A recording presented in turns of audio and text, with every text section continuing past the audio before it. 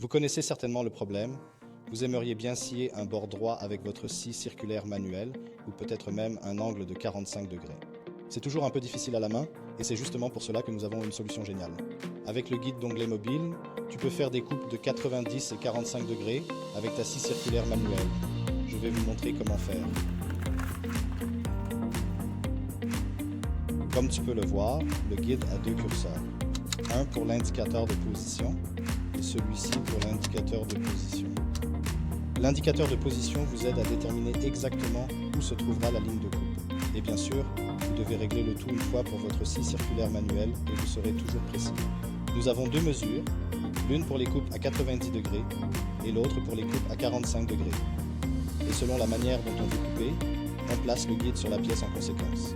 Pour une coupe à 90 degrés, nous posons le guide avec la face inférieure sur la pièce à user. Nous pouvons également fixer la pièce en même temps et mettre la scie circulaire à main en place et l'exécuter une fois pour la coupe à 90 degrés. Pour une coupe à 45 degrés, nous retournons une fois la butée de la tronçonneuse. Nous avons maintenant ici l'indicateur de position que je peux faire entrer et sortir pour voir où sera ma ligne de coupe à la fin de la journée. Et j'utilise justement la scie circulaire à main pour guider le tout le long de cette ligne. Ici aussi, j'ai un petit bras de guidage pour que la scie ne bascule pas. Nous avons réglé l'ensemble, nous allons maintenant le tester pour voir s'il est vraiment correct.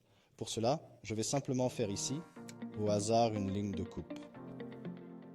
Je le mets en place, je sors complètement mon indicateur de position et je veille maintenant à ce que mon indicateur de position coïncide avec la ligne. Il est toujours important de savoir que la lame de scie est maintenant à gauche. Cela signifie que nous allons maintenant avoir un trait de scie ici. Tout ce qui se trouve à droite de la lame de scie n'est plus valable pour moi. Il faut toujours s'en souvenir pour ne pas mesurer le mauvais côté de la lame de scie. Dans ce cas, le côté gauche.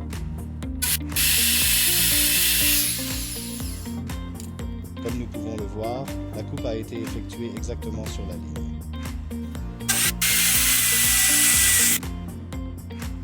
Vous pouvez ainsi scier rapidement et facilement du bois droit.